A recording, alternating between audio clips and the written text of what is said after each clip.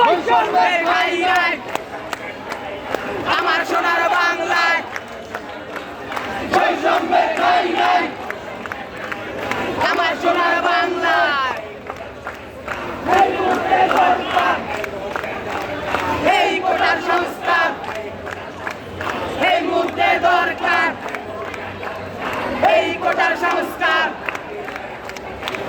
চাই জবাব চাই, জবাব চাই, জবাব চাই, জবাব চাই, জবাব চাই, জবাব চাই, জবাব চাই, জবাব চাই, জবাব চাই।